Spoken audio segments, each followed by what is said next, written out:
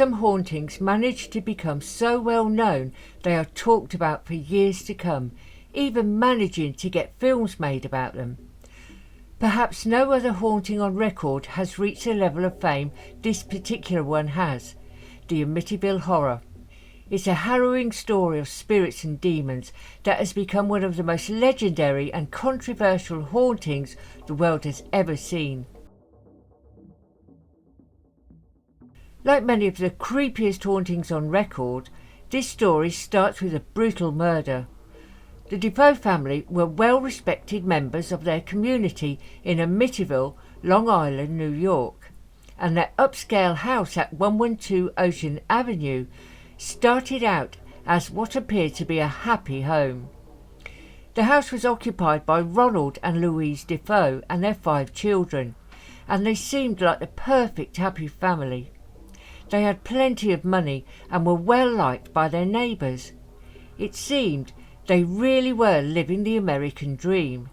Yet appearances can be deceptive, and there were dark clouds hanging over the family. The evening of November the 13th, 1974, started out as a typically quiet one for the well-to-do suburban neighbourhood. But at approximately 3 a.m, the quiet would be broken by the sound of police sirens speeding through to stop at the Defoe house. The scene waiting for them within this previously happy household was the stuff of nightmares. There, lying face down in their beds, were 6 members of the Defoe family, all dead with gunshot wounds to the head from a high-powered rifle, ruthlessly shot in their sleep. The oldest son, Ronald Jr., was arrested and convicted of the massacre, at first trying to pin the murders on a mafia hitman before coming clean when the evidence didn't add up and the murder weapon was found. He would later blame his father's domestic abuse for his violent actions, not helped by the fact that he had a history of drug use, antisocial personality disorder and a very short temper. And according to relatives, he had constantly fought with his father. After a failed insanity plea, he was sentenced to 25 years to life in prison on 6 counts of second-degree murder, leaving the normally quiet community in shock. There were a lot of mysteries surrounding the crime. Although the rifle used was extremely loud, no neighbours had reported hearing actual gunshots, just the barking of the Defoe dog. The only reason that anyone had known there'd been a crime committed at all was because Ronald Jr. had been the one to call the police to tell them his family had been killed. There was also the weird detail that all of the victims seemed to have been killed in their sleep, even though they would have been woken up by the sound of the rifle.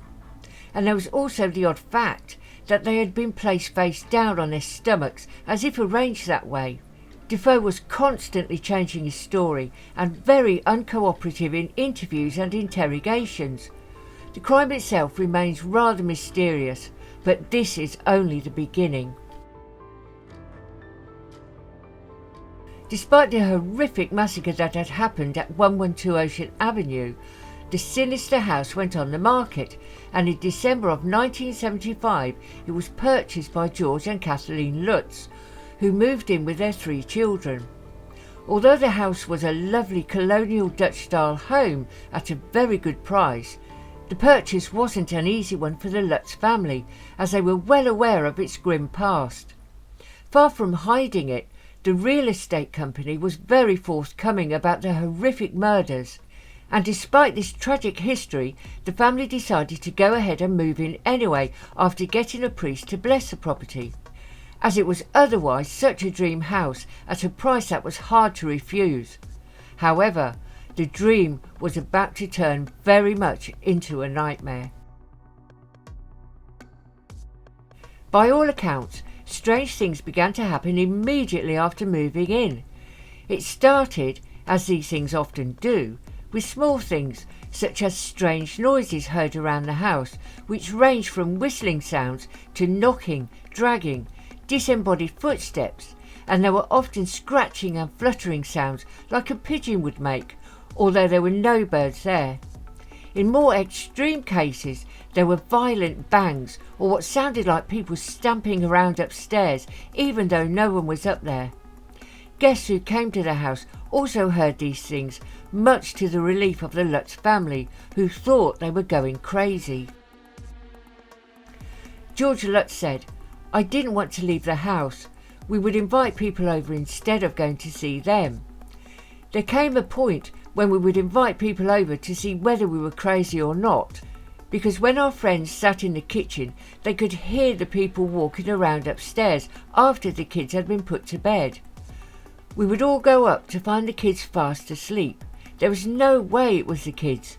And when your friends confirm that for you, you almost want to break down and say out loud, 'I'm not crazy, they hear it too.'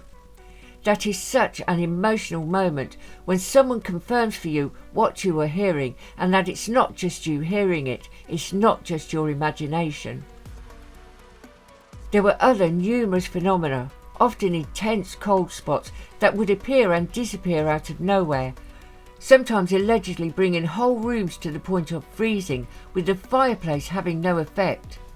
There would also be hot spots, even in the middle of winter, in unheated rooms, which would cause those present to break out in a sweat. Adding to this were flickering lights, moving objects, and inexplicable odours that would have no origin, ranging from the smell of perfume to that of rotting meat or worse. There was also the feeling of dread that seemed to hang over the place, and the paranormal activity began to steadily escalate. Windows and doors rattled and opened and closed on their own. Things were knocked over, sometimes violently, and the family began to be physically attacked by unseen forces. This started off as a feeling of being poked or prodded, but then graduated to pushes, shoves, or strange incidents in which Kathleen said she felt as if something was hugging her. There were times when some of the family members were actually scratched, beaten or bitten by these invisible entities, leaving marks and bruises. On one occasion, George could hear the kids screaming in terror as something threw furniture around the bedroom. Yet he was unable to go and help them as he was being held down on his bed by something he couldn't see. There were also several incidents of something causing the children and Kathleen to levitate into the air as if being held up. This was often accompanied by violence. There were also apparitions seen in the house, a green slime that would run down the walls, and swarms of flies that would appear out of nowhere, no matter what the family did to keep them away. There were some very strange incidents during this time, such as one evening when both George and Kathleen saw the face of a demon in their fireplace, and another when George woke up and saw his wife as an old hag. Her hair was wild and shocking white. Her face was a mass of wrinkles and ugly lines, with saliva dripping from her toothless mouth. Throughout all of this, George Lutz found himself waking at 3 a.m. every morning for no reason, the exact time that the murders had happened there. Of the many incidents of bizarre and unexplained phenomena reported from the family, one of the strangest began when their children started to behave rather oddly. Their daughter Missy began to spend all of her time in her room talking to and even singing to an imaginary friend she called Jodie, who she described as a pig with glowing eyes who could change shapes and sizes and was only visible when she wanted to be. This was at first thought to be the child's overactive imagination, but one evening George went to check on Missy and claims to have seen a pair of glowing eyes at her bedroom window, and the rocking chair in the room was moving. On another occasion, Kathleen was startled when Missy told her that Jodie was just outside and wanted to come in, before seeing a pair of glowing eyes peering through the window that caused her to throw a chair through it.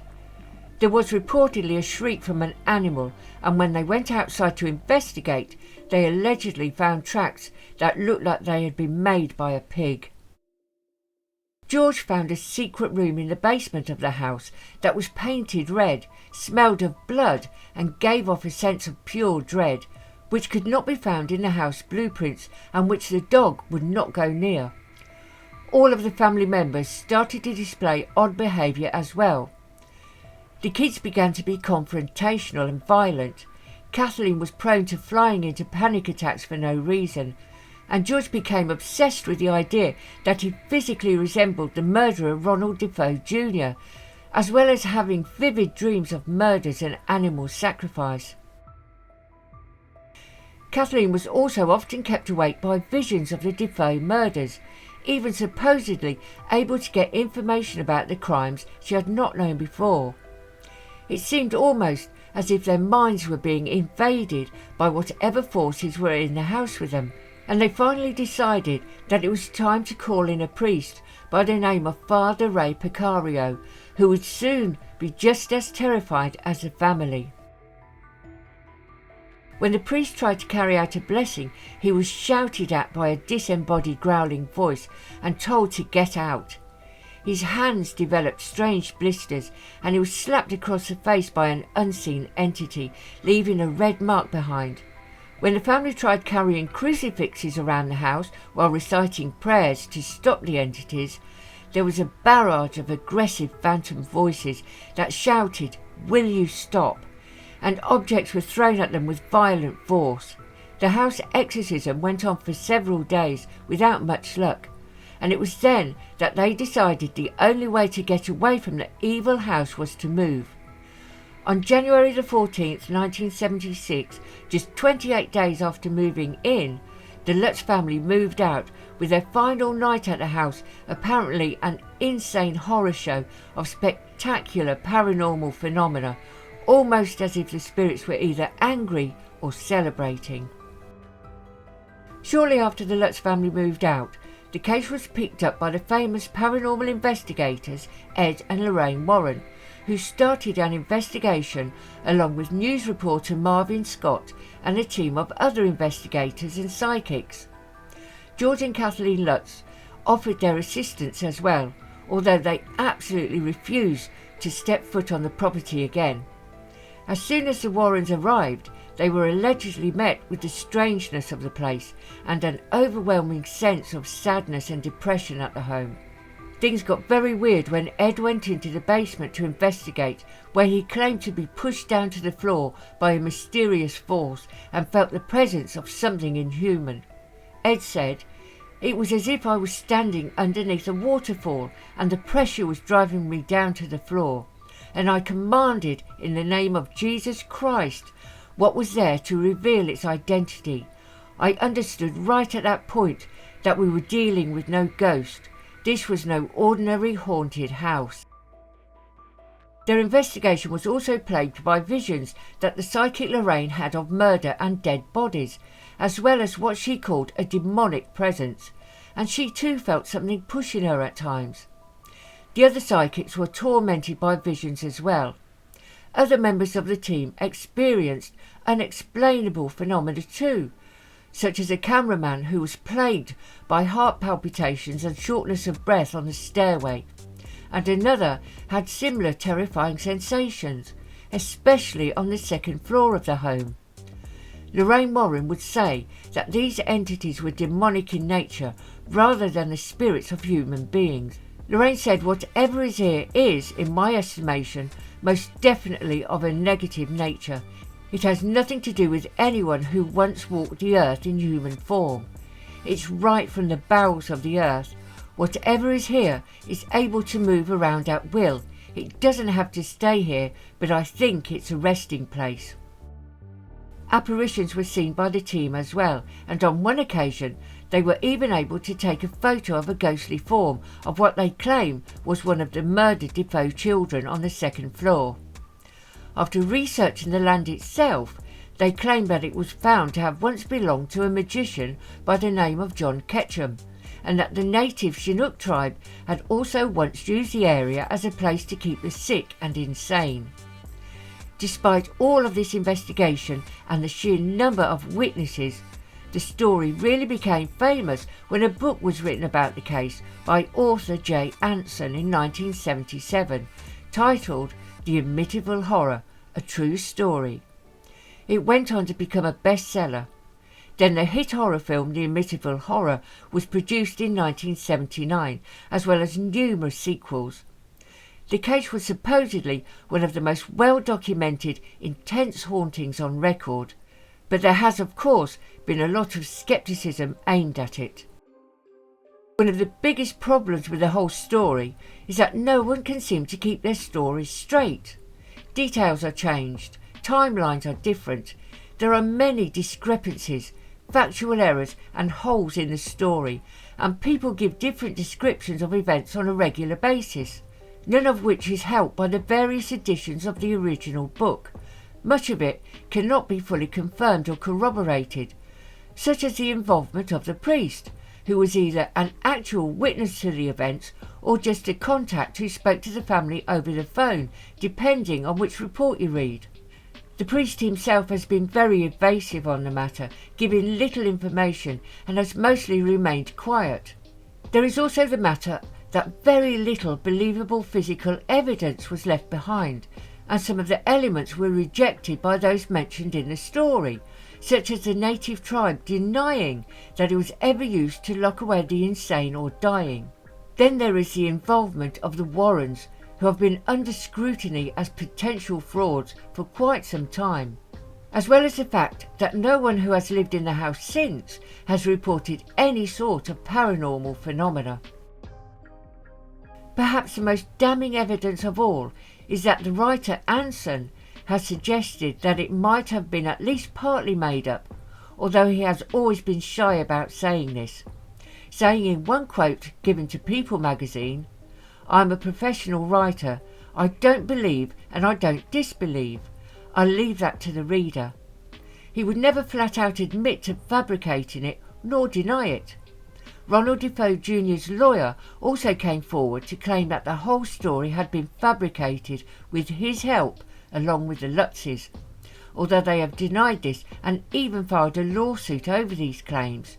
Just about the only ones who have always stood by the whole bizarre story are the Lutzes themselves, who have always adamantly claimed it was all true to this day.